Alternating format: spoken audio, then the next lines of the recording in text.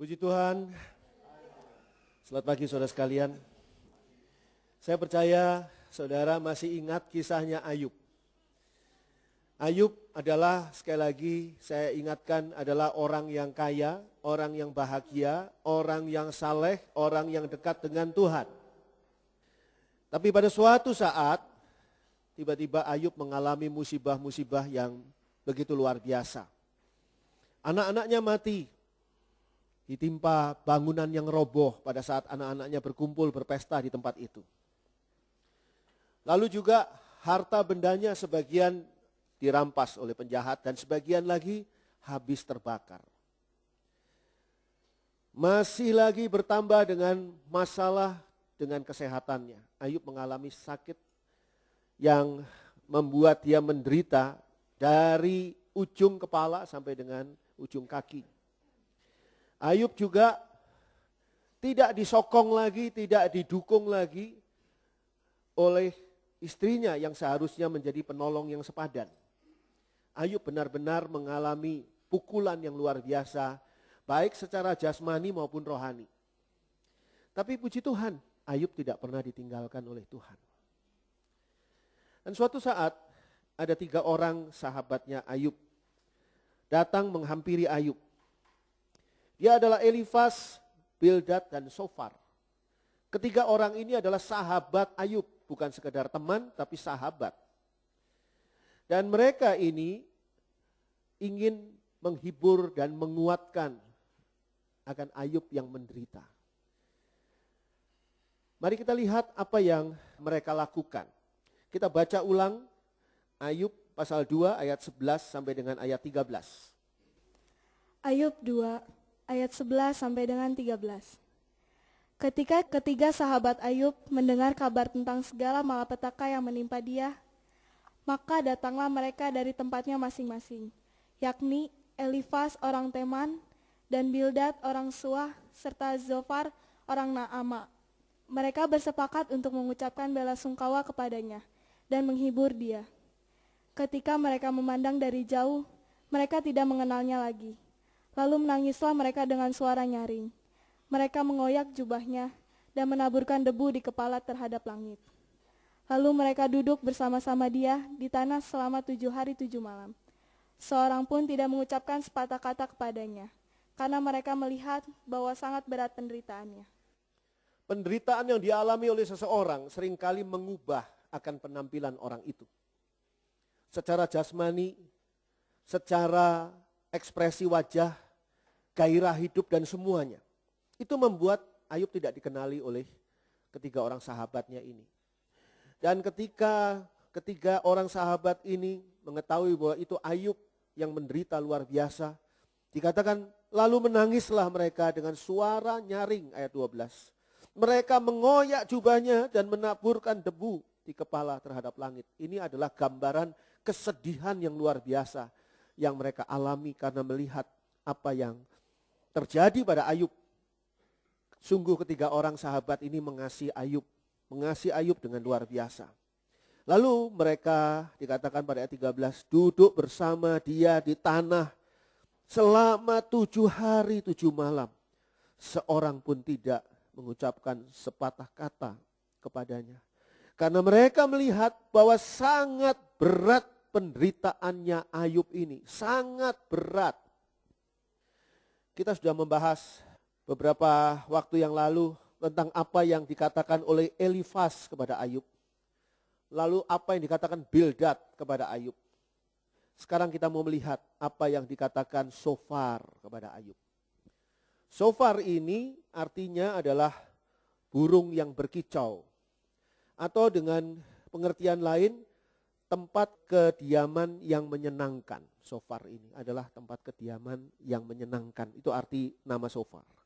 Mari kita lihat apa yang dikatakan oleh Sofar kepada Ayub dan kita akan belajar banyak hal dari sana. Ayub 11 ayat 1 sampai dengan ayat 6. Ayub 11 ayat 1 sampai dengan 6. Maka berbicaralah Sofar orang Naama. Apakah orang yang banyak bicara tidak harus dijawab? Apakah orang yang banyak mulut harus dibenarkan? Apakah orang harus diam terhadap bualmu? Dan kalau engkau mengolok-ngolok, apakah tidak ada yang mempermalukan engkau? Katamu, pengajaranku murni, dan aku bersih di matamu. Tetapi mudah-mudahan Allah sendiri berfirman, dan membuka mulutnya terhadap engkau, dan memberitakan kepadamu rahasia hikmat. Karena itu ajaib bagi pengertian. Maka engkau akan mengetahui bahwa Allah tidak memperhitungkan bagimu sebagian daripada kesalahanmu. Kalau saudara melihat seseorang yang menderita, katakanlah orang itu mengalami nasib yang buruk, orang itu mengalami kejadian yang buruk, orang itu mengalami hal-hal yang tidak diharapkan. Apa yang ada dalam pikiran saudara? Kadang-kadang kita memberi penilaian buruk terhadap orang itu. Ketika kita melihat seorang tua terlantar di pinggir jalan, seringkali kita berpikir apa ya yang dilakukan orang tua ini pada zaman dahulu sedemikian rupa sehingga dia saat ini terlantar di pinggir jalan dan tidak diperdulikan oleh keluarganya, anak-anaknya tidak memperdulikan dia, istrinya tidak memperdulikan dia. Apa yang dia lakukan ini? Sebuah penilaian buruk. Padahal kita tidak kenal orang itu dan kita tidak bertugas untuk menilai orang itu. Begitu juga Shofar di sini, Shofar tidak bertugas untuk menilai apa yang terjadi pada Ayub dan apa yang dialami oleh Ayub. Tapi Ayub masih harus juga mengalami penilaian buruk dari Shofar, sahabat Ayub, yang menganggap penampilan Ayub itu tidak tepat sebagai orang yang menderita. Mungkin tidak seperti yang diharapkan oleh Shofar. Apa sebabnya? Karena Ayub terlalu banyak bicara. Ayub itu banyak mulut. Ayub itu membual. Ayub itu mengolok-olok dan sebagainya. Kalau kita baca tadi pada ayat Ayub 11 ayat 1-6 dikatakan, apakah orang yang banyak bicara tidak harus dijawab? Apakah orang yang banyak mulut harus dibenarkan? Jadi kalau kamu menderita dan kamu banyak bicara, kamu banyak mulut, apakah kami ini atau saya ini harus membenarkan kamu? Apakah orang harus diam terhadap bualmu? Udah sial, membual pula gitu. Dan kalau engkau mengolok-olok, apakah tidak ada yang mempermalukan engkau? Jadi kalau kita membaca ayat-ayat sebelumnya, di dalam ayat-ayat sebelumnya itu Ayub berusaha menjawab apa yang dikatakan oleh kedua sahabatnya yang lain. Ayub berusaha menjawab apa yang dikatakan oleh Elifas dan juga oleh Bildad.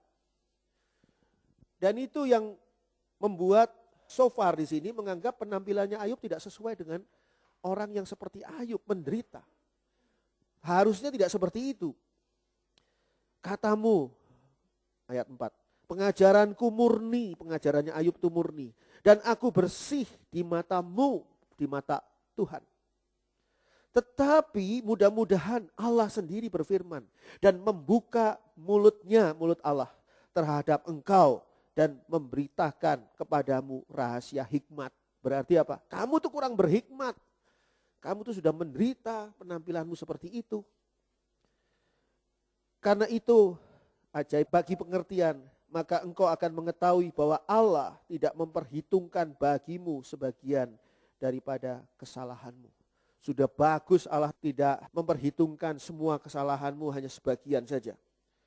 Seringkali ada saja orang-orang yang menikmati dan merasa puas dengan melihat orang-orang yang tampil menderita saat orang-orang itu menderita. Harus pas penampilannya itu dengan keadaan orang itu. Itu sebabnya tidak ada pengemis yang cengengesan, ketawa-ketawa gitu. Hehehe, saya lapar nih, saya belum makan 3 hari, hehehe, enggak ada. Selalu pengemis itu mukanya itu sedih, mukanya itu mengundang belas kasihan dengan kata-kata yang kadang-kadang tidak jelas supaya diinterpretasikan sendiri gitu kan. Di sebelah sepeda motor saudara, di sebelah mobil saudara yang katakan ya maksudnya supaya saudara mengerti sendirilah apalah itu, entah bahasanya apa tapi saudara memahami bahwa tolonglah saya gitu. Pengemis tidak ada seorang pun yang tampil gagah gitu, tidak ada. Tapi pengemis itu selalu tampilnya itu ya bajunya lusuh, gembel, sobek-sobek, kotor dan sebagainya. Pasti penampilannya seperti itulah seragamnya, itulah formatnya. Sehingga kalau saudara mengalami kondisi yang buruk, harusnya saudara juga tampilnya sebagai orang yang sedih, sebagai orang yang diam, dikatain apa juga diam saja. Karena apa? Karena ya sudah nasibmu buruk gitu. Udah jangan banyak omong lagi seolah seperti itu. Ada saja orang yang menikmati dan merasa puas melihat orang-orang lain yang tampil menderita pada saat menderita. Sehingga merasa terusik, merasa terganggu ketika si penderita ini kok tampilnya seperti orang yang tidak menderita. Tampilnya seperti orang yang tidak punya masalah apa-apa. Penilaian buruk itu membuat Ayub tidak pernah merasakan pembaruan. Ayub merasa tidak akan pernah merasakan pembaruan dari Tuhan dalam kehidupannya. Sebab salah satunya adalah penilaian buruk yang dilakukan oleh Sofar. Mari kita baca Ayub 13 ayat 25 sampai dengan ayat 28. Ayub 13 ayat 25 sampai dengan 28. Apakah engkau hendak menggentarkan daun yang ditiupkan angin dan mengejar jerami yang kering? Sebab engkau menulis hal-hal yang pahit terhadap aku dan menghukum aku karena kesalahan pada masa mudaku. Kakiku kau masukkan ke dalam pasung, segala tindak tandukku kau awasi dan rintangan kau pasang di depan tapak kakiku. Dan semuanya itu terhadap orang yang sudah rapuh seperti kayu lapuk, seperti kain yang dimakan gegat. Ayub dengan segala apa yang dikatakan oleh Sofar, Ayub bukannya terhibur. Malah Ayub merasa bahwa tidak akan pernah terjadi pembaruan dalam hidupnya. Tuhan pun tidak akan menolong dia. Kalau saudara baca tadi di sini pada ayat 25 dan selanjutnya dikatakan, apakah engkaunya ini kepada Tuhan, hendak menggentarkan daun yang ditiup angin? Daun yang ditiup angin ini Ayub, yang tidak mampu berbuat apa-apa.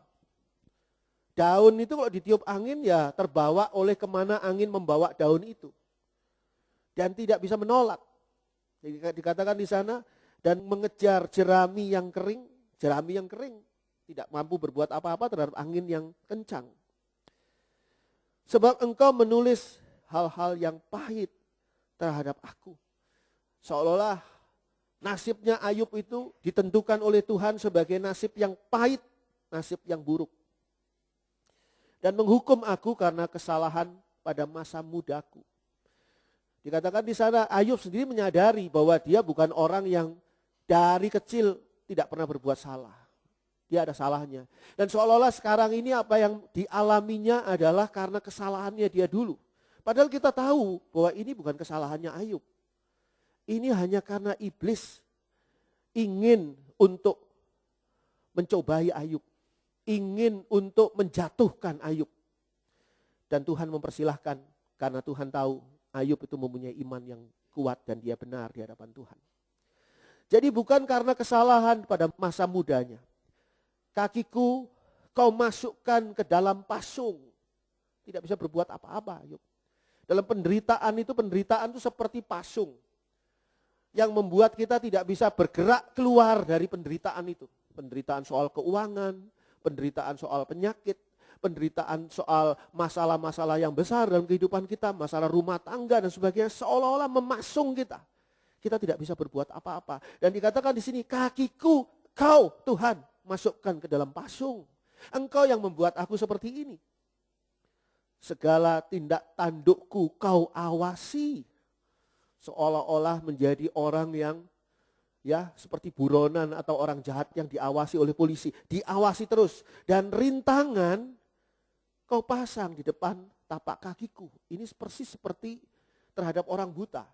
Sangat jahat kalau kita itu membuat rintangan-rintangan di depan langkahnya orang buta. Orang buta itu tidak melihat apa-apa. Sehingga harusnya kita bantu dia untuk berjalan dengan aman. Ini malah dirintangi. Seolah-olah Tuhan itu seperti itu kepada Ayub. Betapa jahatnya Tuhan ini. Dan semuanya itu terhadap orang yang sudah rapuh.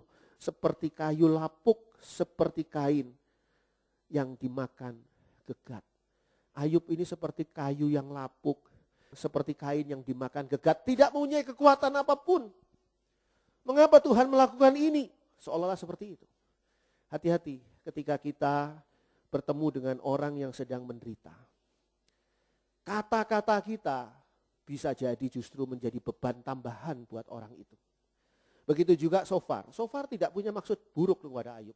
Sofar ini bukan musuhnya Ayub. Dia sahabatnya Ayub. Tapi mengapa dia mengatakan seperti itu? Karena apa yang dia lihat pada diri Ayub tidak sesuai dengan bayangan yang dipikirkannya. Sepantasnya lah kalau orang seperti Ayub mengalami kondisi buruk, enggak begini, enggak banyak omong, enggak membual, enggak banyak bicara, enggak banyak mulut, enggak mengolok-olok dan sebagainya tadi. Akibatnya Ayub merasa, enggak mungkin ada pembaruan dari Tuhan seperti kaki yang dipasung. Dan Ayub merasa bahwa dia tidak punya harapan lagi. Lihatlah Ayub semakin putus asa. Putus asanya bukan saja karena masalahnya begitu besar, begitu penderitaannya begitu hebat. Tapi karena kata-kata manusia, tekanan manusia. Itu sebabnya kalau kita sedang mengalami sesuatu yang buruk dalam hidup kita, kadang-kadang kata-kata yang kita dengar itu menambah beban kita. Menambah masalah dalam hidup kita. Dan itu semua karena kerja kuasa setan iblis yang luar biasa. Saya menyimpang dikit. Kerja kuasa setan iblis dan kuasa kegelapan ini luar biasa. Mekanismenya luar biasa. Saya ambil contoh bagaimana Adam dan Hawa jatuh dalam dosa. Pertama kali Hawa jatuh dalam dosa, saudara masih ingat karena dipengaruhi oleh iblis dalam wujud ular. Sehingga Adam memakan buah yang dilarang oleh Allah. Saudara masih ingat, ini kita menyimpang sedikit. Tapi ketika Adam jatuh dalam dosa, makan buah yang dilarang itu juga, apakah iblis berperan? Apakah ular datang lagi kepada Adam? Tidak. Yang datang kepada Adam dan menawarkan buah itu adalah Hawa. Iblis sudah tidak lagi berperan di sana, iblis hanya menonton dari jauh.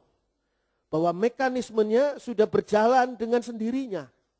Pertama iblis yang berperan kepada Hawa, selanjutnya Hawa berperan kepada Adam. Lihatlah cara kerja kuasa kegelapan. Pertama mungkin seseorang diganggu oleh kuasa setan iblis, kuasa gelap. Tapi selanjutnya manusia itu sendiri yang membuat sesuatu hal yang buruk bagi manusia yang lain. Saya percaya Hawa sangat mengasihi Adam. Sangat mengasihi Adam, mau mengasihi siapa lagi?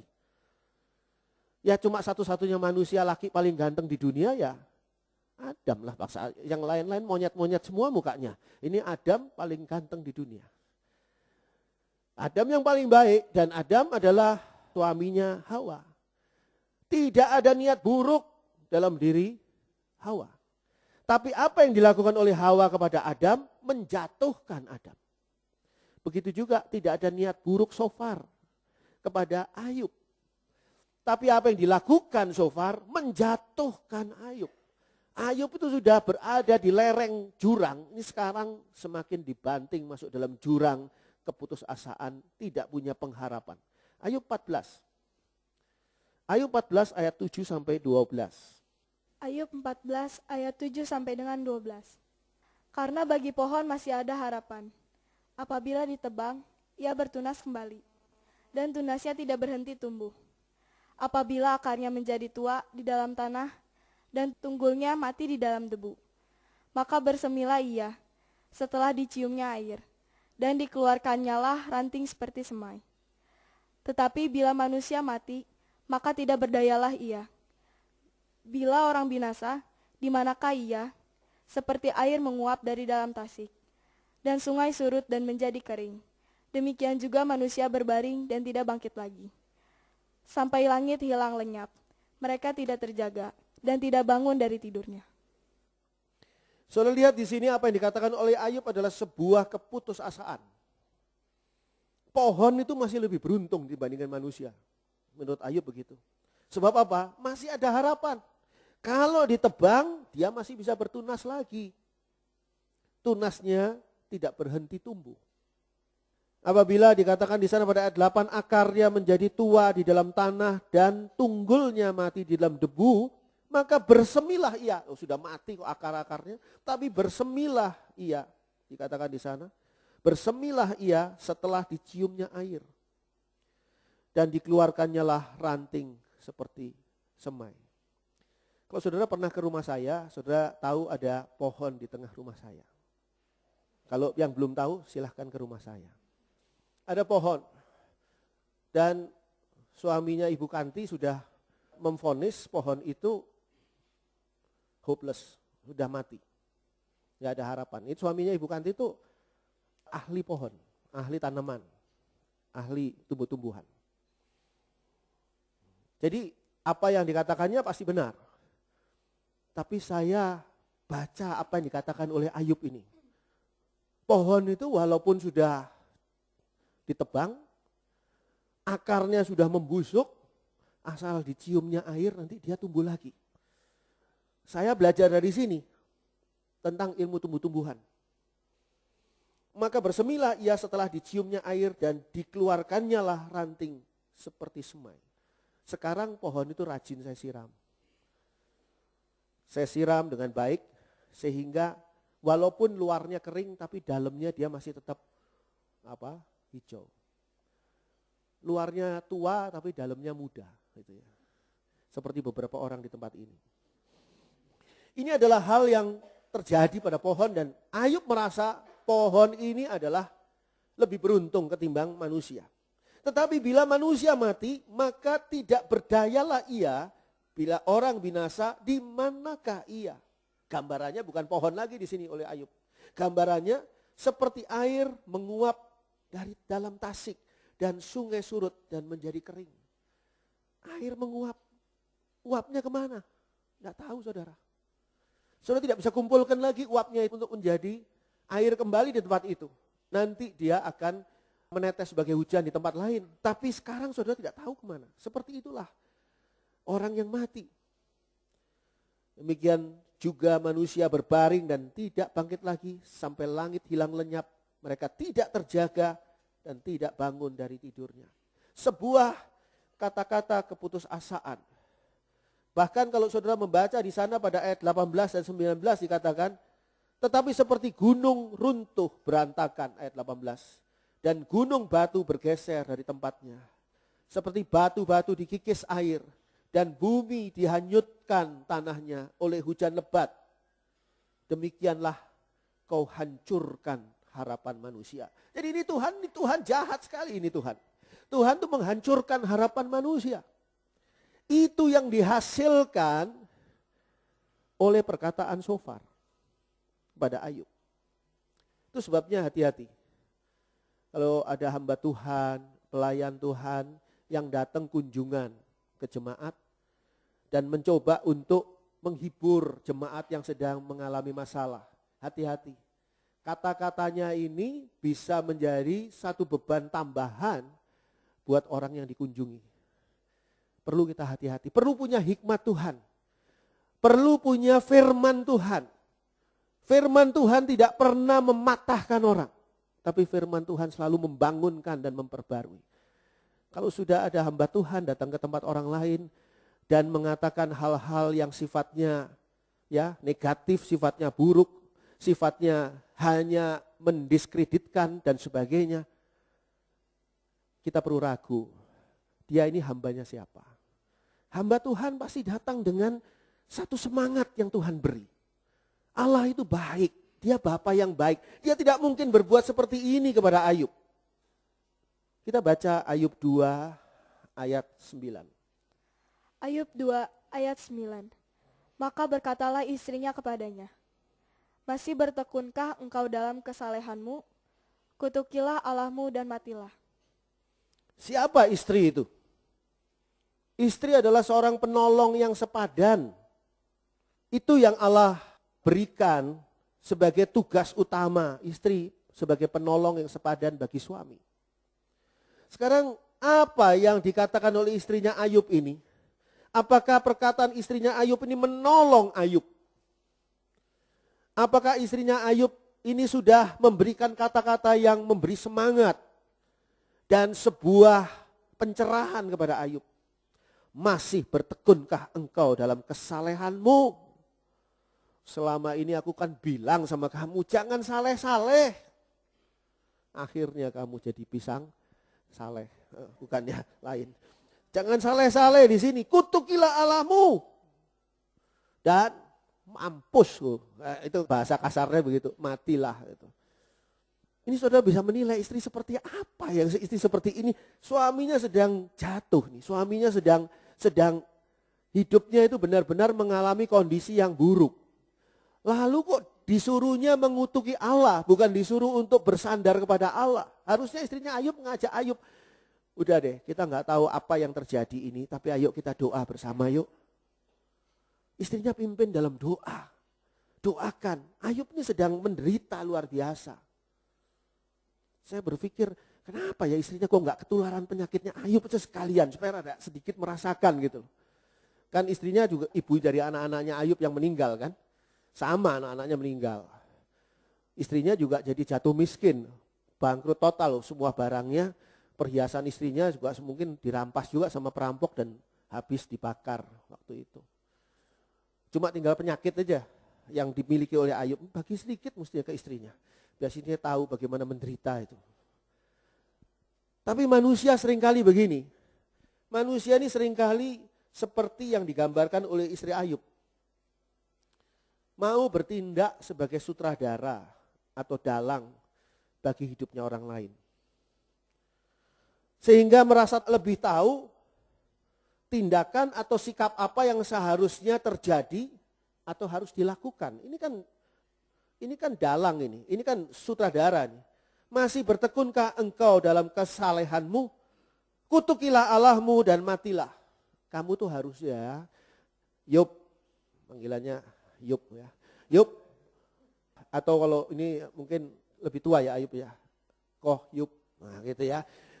Kamu tuh harusnya mengutuki Allah. Terus mati, udah beres. Ini jangan-jangan istrinya punya pacar lagi nih. Kok suaminya disuruh mati cepet-cepet.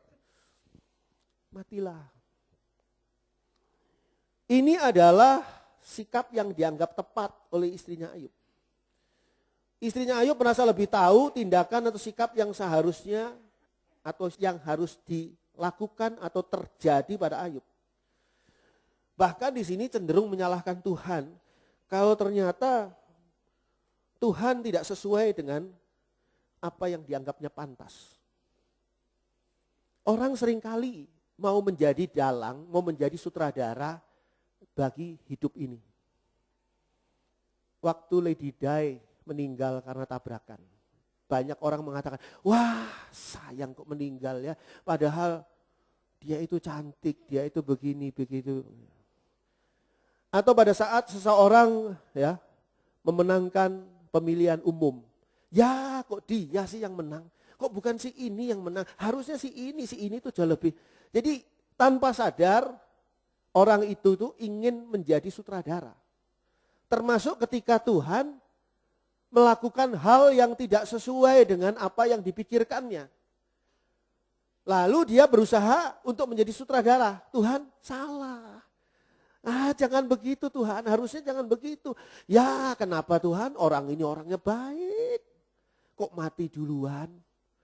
Sementara itu Tuhan, orang itu tangga sebelah itu jahatnya luar biasa. Kok awet gak mati-mati dan gak sakit apa-apa dia. Kita tuh seringkali tergoda untuk menjadi sutradara bagi orang lain dari pihak lain. Yang kita suka, maka kita anggap dialah harus menerima segala hal yang positif. Sementara yang kita nggak suka, harusnya dia itu tidak menerima hal yang positif.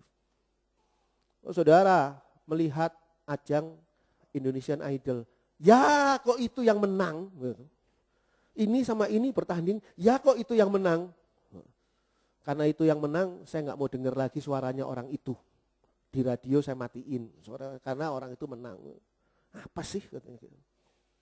Itu contoh ya, bahwa kita itu tanpa sadar ingin menjadi sutradara dalam kehidupan ini. Kalau saudara nggak percaya, kita baca Yunus 3 ayat 1 sampai 5. Yunus 3 ayat 1 sampai 5. Yunus 3 ayat 1 sampai dengan 5. Datanglah firman Tuhan kepada Yunus untuk kedua kalinya. Demikian, bangunlah, pergilah ke Niniwe, kota yang besar itu, dan sampaikanlah kepadanya seruan yang kufirmankan kepadamu. Bersiaplah Yunus, lalu pergi ke Niniwe, sesuai dengan firman Allah. Niniwe adalah sebuah kota yang mengagumkan besarnya. 3 hari perjalanan luasnya. Mulailah Yunus masuk ke dalam kota itu sehari perjalanan jauhnya, lalu berseru, 40 hari lagi, maka Niniwe akan ditunggang balikan. Orang Niniwe percaya kepada Allah. Lalu mereka mengumumkan puasa dan mereka, baik orang dewasa maupun anak-anak, mengenakan kain kabung. Saudara masih ingat kisah Yunus? Yunus ini diperintahkan oleh Allah untuk memperingatkan orang-orang Niniwe. Kota Niniwe itu sebuah kota besar pada zaman itu. Itu kota metropolitan. Banyak sekali naskah-naskah Alkitab, naskah-naskah kuno ditemukan di dalam perpustakaan bawah tanah di kota Niniwe. Jadi kota Niniwe itu kota yang maju. Udah nggak lagi mikirin perut lagi. Kalau kota yang miskin biasanya mikirin perut.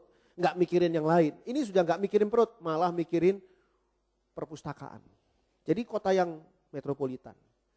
Dan dikatakan di sana, Yunus ini diutus ke kota itu 3 hari perjalanan luasnya. Jadi 3 hari Yunus jalan itu baru habislah kota itu. Begitu luas kota Niniwe. Apa yang ditugaskan Allah kepada Yunus adalah mengingatkan orang Niniwe bahwa Tuhan akan menghukum kota ini karena kota ini berdosa. Yunus berbicara, 40 hari lagi maka Niniwe akan ditunggang balikkan. Harusnya kalau kita sebagai Yunus dan kita berkhotbah, hei bertobatlah, kalau tidak nanti Allah akan menghukum. Lalu semua orang itu bertobat. Seneng dong harusnya yang khotbah ini. Karena apa? Karena khotbahnya itu didengar. Saudara bisa bayangkan Yunus ini khotbah hanya 1 kali loh. Dia berjalan, dia khotbah. Khotbahnya sangat singkat. 40 hari lagi maka Niniwe akan ditunggang balikkan. Orang Niniwe percaya kepada Allah ayat 5. Lalu mereka mengumumkan puasa dan mereka baik orang dewasa maupun anak-anak mengenakan kain kabung. Mereka bertobat. Mereka berpuasa sambil bertobat. Dan hati Allah yang penuh kasih itu tidak tega untuk menunggang balikkan kota itu. Menunggang balikkan itu seperti kehancuran kota Sodom Gomora. Allah tidak tega melakukannya dan Allah batal melakukannya. Kita baca ayatnya. Yunus 3 ayat 10 sampai dengan Yunus 4 ayat 4. Yunus 3 ayat 10 sampai dengan Yunus 4 ayat 4. Ketika Allah melihat perbuatan mereka itu, yakni bagaimana mereka berbalik dari tingkah lakunya yang jahat, maka menyesallah Allah karena malapetaka yang telah dirancangkannya terhadap mereka. Dan ia pun tidak jadi melakukannya. Tetapi hal itu sangat mengesalkan hati Yunus.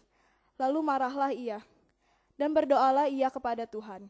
Katanya, ya Tuhan, bukankah telah kukatakan itu ketika aku masih di negeriku? Itulah sebabnya, maka aku dahulu melarikan diri ke Tarsis. Sebab aku tahu bahwa Engkaulah Allah yang pengasih dan penyayang, yang panjang sabar dan berlimpah kasih setia, serta yang menyesal karena malapetaka yang hendak didatangkannya. Jadi sekarang, ya Tuhan, cabutlah kiranya nyawaku, karena lebih baik aku mati daripada hidup. Tetapi firman Tuhan, layakkah Engkau marah? Sudah lihat di sini bahwa hati Allah yang begitu penuh kasih melihat pertobatan orang-orang Niniwe dikatakan di sana, maka Allah tidak jadi melakukan penghukuman atas Niniwe ayat 10 tadi. Harusnya Yunus ini ikut gembira dong. Khotbahnya dia 1 kali bisa membuat bertobat kota Niniwe yang metropolitan. Harusnya gembira, bersorak-sorak Yunus. Tapi di sini kalau sudah baca aneh. Tetapi hal itu sangat mengesalkan hati Yunus, lalu marahlah ia. Apa sebabnya? Karena apa yang terjadi ini gak cocok dengan senario yang ada di otaknya Yunus. Itu Niniwe itu adalah bangsa yang jahat. orang yang jahat di sana. Mengapa kok Allah masih mengampuni juga? Betapa banyaknya orang-orang yang ingin menghakimi dan merasa tidak puas dengan apa yang Tuhan lakukan dengan orang itu. Harusnya orang seperti itu harusnya hancur hidupnya. Tapi ini kok Tuhan masih menolong sih? Gak cocok ini Tuhan. Tuhan salah ini. Udah deh saya marah, udah cabut aja nyawa saya, kata Yunus begitu. Yunus doanya begini, ya Tuhan, bukankah telah kukatakan itu ketika aku masih di negeriku? Itulah sebabnya. Maka aku dahulu melarikan diri ke Tarsis, sebab aku tahu bahwa Engkaulah Allah yang pengasih dan penyayang, yang panjang sabar dan berlimpah kasih setia, serta yang menyesal karena malapetaka yang hendak didatangkannya. Makanya Tuhan dulu tuh waktu Engkau suruh pertama kali aku ke Niniwe, aku malah pergi berangkat. Niniwe itu sebelah timur. Dia mau berangkat ke Tarsis di sebelah barat. Sampai saudara masih ingat kisahnya bagaimana Yunus ditelan monster laut yang besar, seekor ikan yang besar.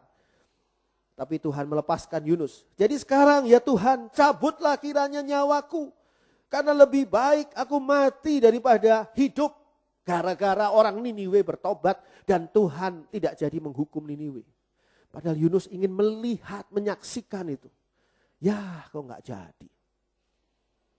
Dulu ya, saya pernah ribut sama teman saya SMP, teman kelas lain. Dan sudah ngambil keputusan. Kita berantem di belakang sekolahan. Nanti pulang sekolah kita berantem. Jangan pulang. Wah teman-teman semua tahu kan. Wah si Andri mau berantem nanti di sini. Wah mereka nonton. Pada waktu mau berantem, teman saya itu menjelaskan masalahnya. Saya juga menjelaskan masalahnya.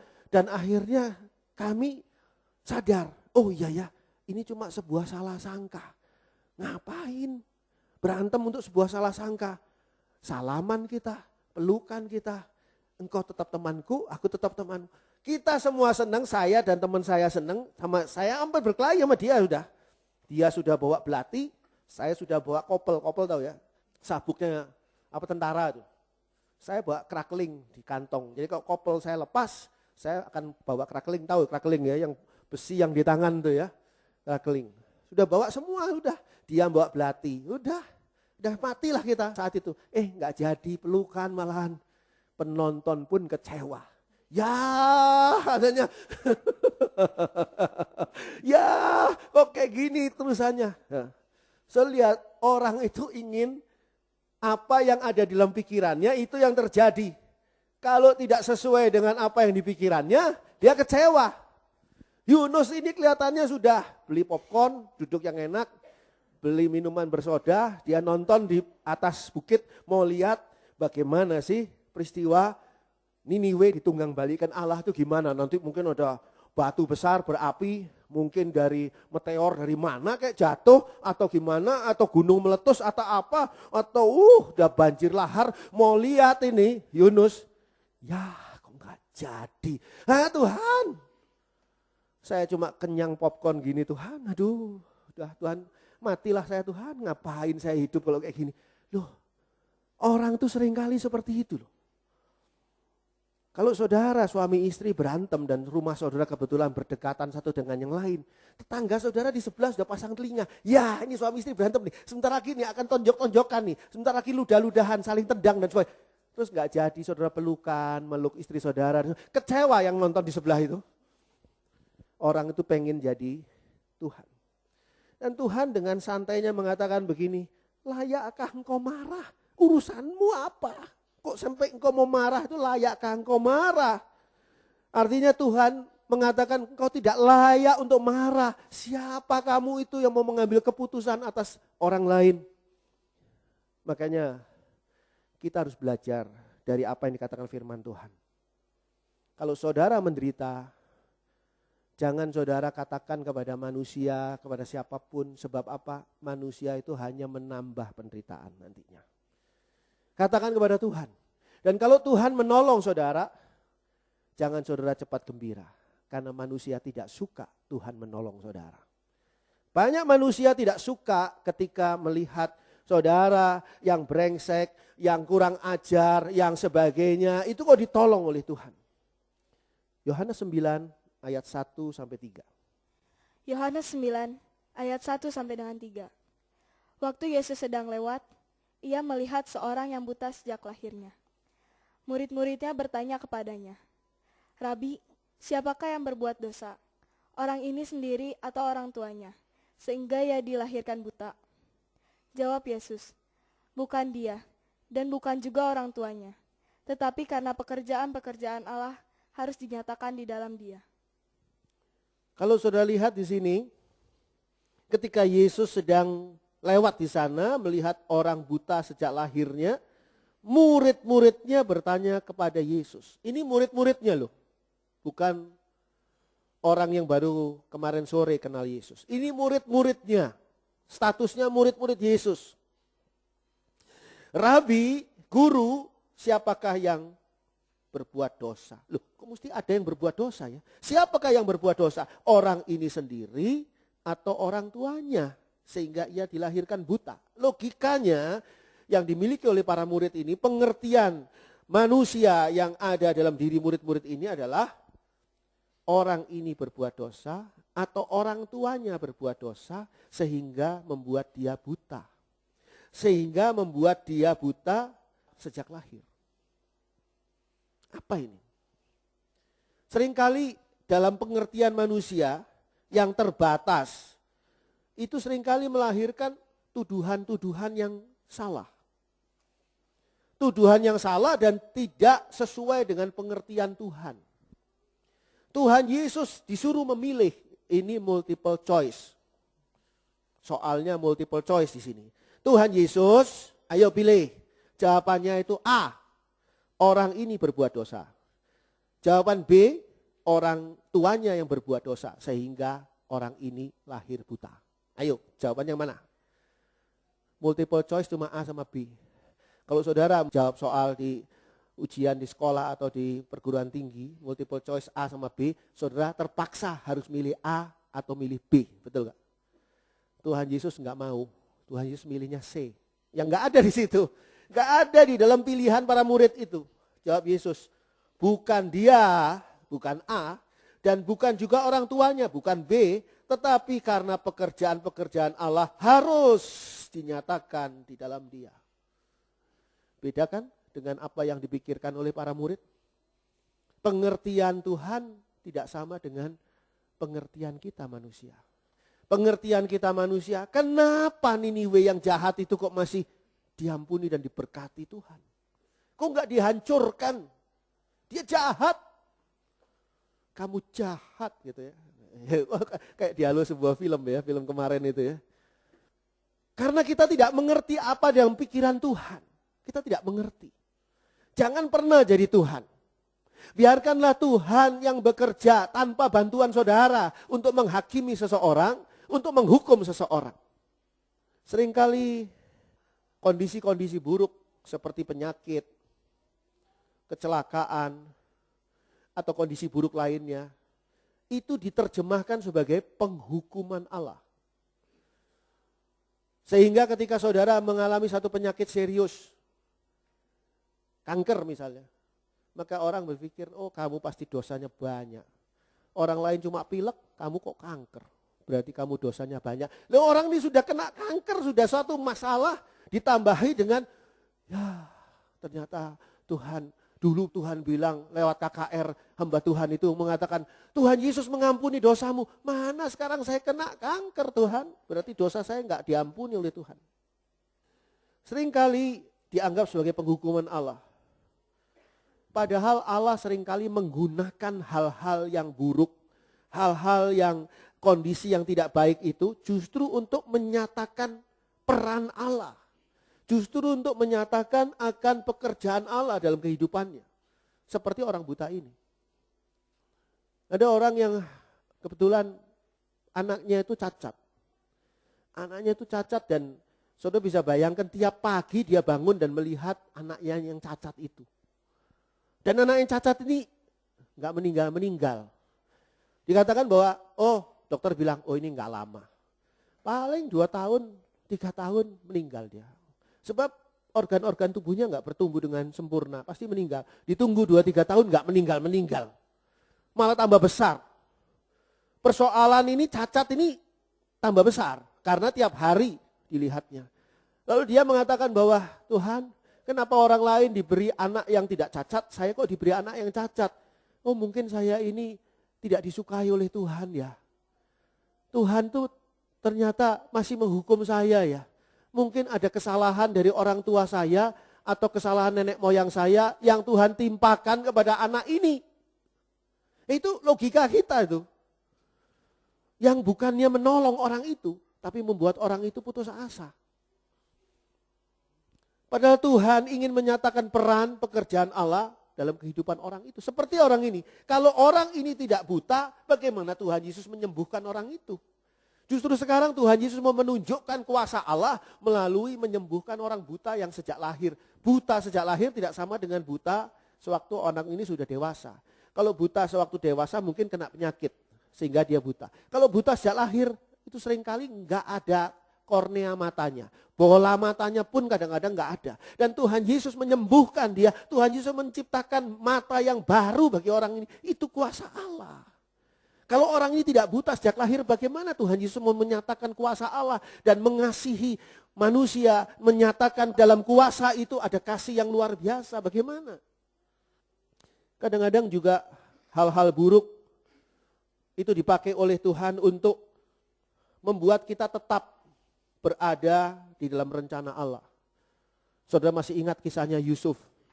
Yusuf yang dijahati oleh kakak-kakaknya, masukkan ke sumur kering, dari sumur kering dikeluarkan, dijual jadi budak kepada orang-orang Arab, lalu oleh orang-orang ini dibawa ke Mesir, dijadikan budak di rumah Potifar. Di rumah Potifar dia kena fitnah, dia masuk penjara. Nasibnya Yusuf ini dari anak konglomerat, kenapa menjadi orang yang begitu sial? Kalau saudara lihat di sini apa sebabnya? Karena Tuhan mau menjaga Yusuf ini untuk menjadi seorang yang akan menyelamatkan Mesir dan daerah sekelilingnya ketika Yusuf menjadi raja muda di Mesir. Dijaganya rel kehidupannya Yusuf ini melalui hal-hal buruk dan penderitaan. Mungkin juga Tuhan menggunakan kondisi-kondisi buruk dan tidak baik itu justru untuk mempersiapkan kita menerima sesuatu yang luar biasa, yang sangat istimewa, yang kelak kemudian hari akan diterima. Saudara masih ingat kisahnya bangsa Israel? Siapa mereka itu? Mereka itu adalah keluarga Yakub 70 orang menjadi sebuah bangsa di mana? Di Mesir, lahir sebagai bangsa yang langsung diperbudak oleh Firaun, oleh Mesir. Mereka itu bangsa budak, jadi mentalnya mental budak, otaknya otak budak, tidak punya kemampuan apapun juga selain mengerjakan perintah dari tuannya kepada mereka sebagai budak. Lalu Tuhan mau memberikan kepada mereka sebuah Kanaan, sebuah negeri yang bebas di mana mereka nanti akan menjadi tuan di negeri sendiri. Bagaimana budak bisa menjadi tuan? Enggak mungkin. Itu sebabnya Allah membawa mereka dalam perjalanan padang gurun yang penuh dengan didikan Allah. Sehingga pada waktu mereka masuk ke Kanaan, mereka sudah menjadi bangsa yang banyak belajar. Perjalanan padang gurun, rangkaian perjalanan yang berat sekali. Hal-hal yang boleh dikatakan kondisinya tidak baik, kondisinya buruk. Padahal dari Mesir ke Kanaan bisa ditempuh lebih cepat waktunya. Tapi ini harus perjalanan padang gurun 2 kali 40 tahun. Saudara bisa bayangkan kondisi buruk itu 40 tahun harus ngalaminya. Saudara sekarang punya kondisi buruk enggak? Berapa lama saudara sudah punya kondisi buruk ini? 2 bulan Pak, ya 2 bulan aja jangan ngeluh lah. Ini bangsa Israel 40 tahun kondisinya buruk seperti ini. Untuk apa? Mendapatkan satu posisi yang jauh lebih baik yang Tuhan persiapkan. Itulah hal-hal buruk yang terjadi pada diri seseorang. Termasuk yang terjadi pada diri Ayub. Tuhan ini ingin membuat sebuah hasil yang indah dalam kehidupan kita.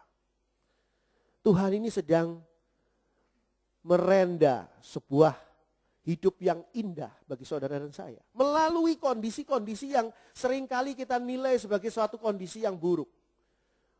Orang lain boleh menilai apapun juga.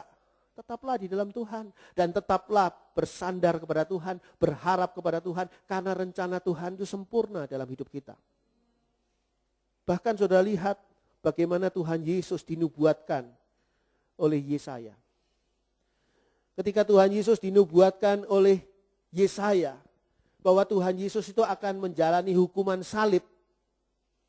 Hukuman salib adalah hukuman yang terhina pada zaman itu, di dalam zaman Romawi. Maka akan banyak orang menganggap bahwa Tuhan Yesus sedang kena tulah, sedang dipukul dan ditindas Allah akibat kesalahan Yesus sendiri. Coba kita baca Yesaya 53 ayat 1 sampai 5. Yesaya 53 ayat 1 sampai 5. Yesaya 53 ayat 1 sampai dengan 5. Siapakah yang percaya kepada berita yang kami dengar? Dan kepada siapakah tangan kekuasaan Tuhan dinyatakan? Sebagai taruk ia tumbuh di hadapan Tuhan, dan sebagai tunas dari tanah kering.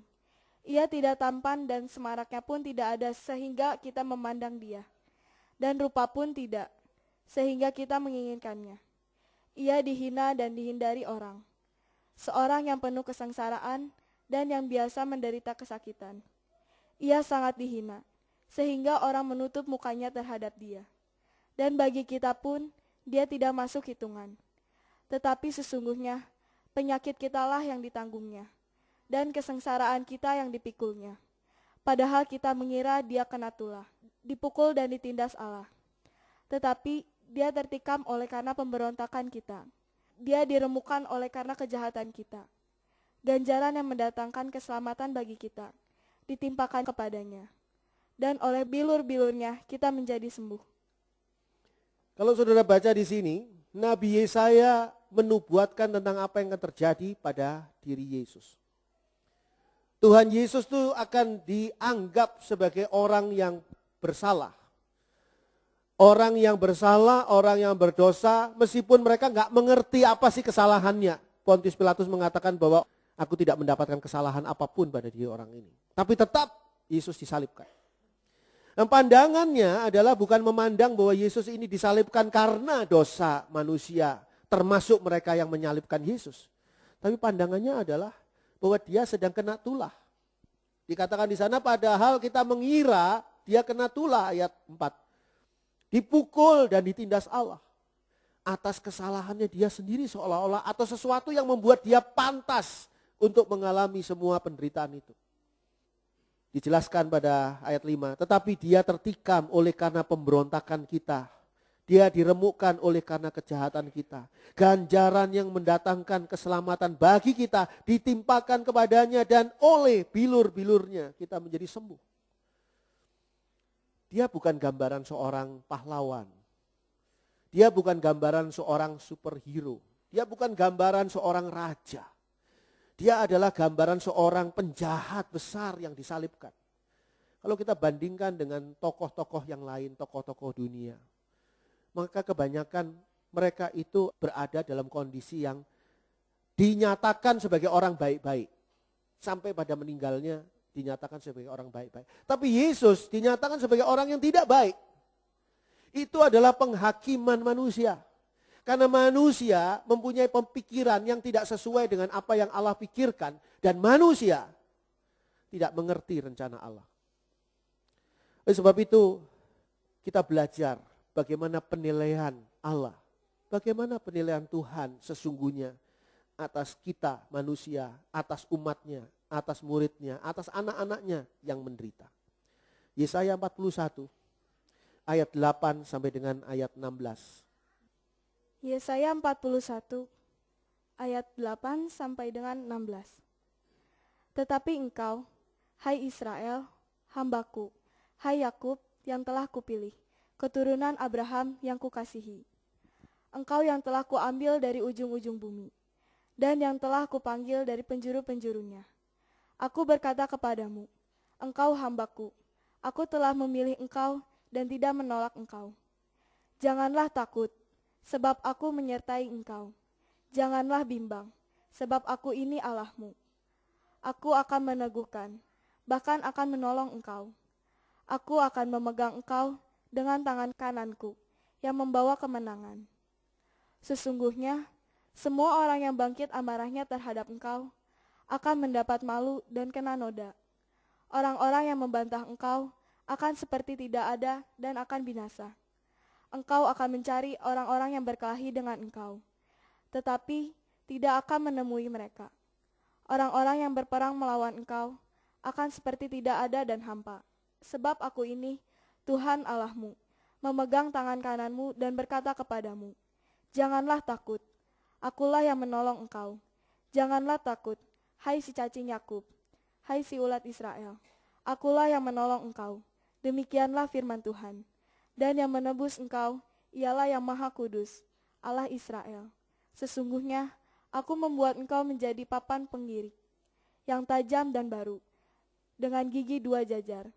Engkau akan mengirik gunung-gunung dan menghancurkannya, dan bukit-bukit pun akan kau buat seperti sekam. Engkau akan menampi mereka, lalu angin akan menerbangkan mereka, dan badai akan menyerahkan mereka. Tetapi engkau ini akan bersorak-sorai di dalam Tuhan, dan bermegah di dalam yang Maha Kudus Allah Israel. Tahukah saudara, pada waktu itu, pada waktu Yesaya berkata seperti ini, bangsa Israel sedang dalam kondisi sangat buruk. Karena bangsa Israel saat itu sedang berada dalam pembuangan ke Babel. Bangsa Israel ditawan di Babel. Dan ini adalah kondisi yang buruk. Dan kita tahu bangsa Israel mempunyai kesalahan-kesalahan begitu banyak kepada Tuhan. Tapi lihatlah bagaimana penilaian dan sikap Tuhan yang berbeda. Tuhan malah membesarkan hati bangsa Israel yang terpuruk saat itu. Sehingga mereka merasa terpuruk sedemikian rupa sehingga dikatakan seperti cacing yang tidak berdaya. Tapi Tuhan berkata, janganlah takut hai si cacing Yakub, hai si ulat Israel. Akulah yang menolong engkau. Demikianlah firman Tuhan. Dan yang menebus engkau ialah yang Maha Kudus Allah Israel. Lihatlah, Allah adalah Allah yang pasang badan ketika membela umatnya. Sehingga kita tidak perlu takut dan tidak perlu khawatir. Berhadapan dengan kondisi seburuk apapun. Ada Allah yang selalu pasang badan untuk melindungi saudara dan saya. Amin. Ini adalah hal yang luar biasa yang Tuhan berikan kepada saudara dan saya. Pertolongan Tuhan membuat kita mampu mengatasi semua penderitaan, persoalan yang kita hadapi sehingga kita bersorak-sorak seperti seorang pemenang di dalam peperangan. Ini yang Allah berikan. Oleh sebab itu, singkirkan semua apa yang dikatakan oleh manusia yang mengecilkan hati saudara. Dan biarlah hati saudara dibesarkan oleh firman Tuhan pagi hari ini. Dan Tuhan nyatakan kuasanya. Puji Tuhan. Amin. Terima kasih ya Bapak. Terima kasih untuk segala hal yang Kau lakukan dalam hidup kami. Kami mengucap syukur untuk hal-hal yang kami anggap baik bagi kehidupan kami. Tapi kami juga mengucap syukur untuk hal-hal yang kami tidak mengerti di mana kebaikannya. Yang terjadi dalam kehidupan kami. Karena kami tahu Engkau adalah Bapa yang mengasihi kami. Engkau tidak mungkin memberikan hal-hal yang buruk, yang mencelakai, bahkan menghancurkan kami. Engkau adalah Allah yang mengangkat kami kembali ketika kami terpuruk dan mengalami masalah-masalah yang berat dalam kehidupan kami.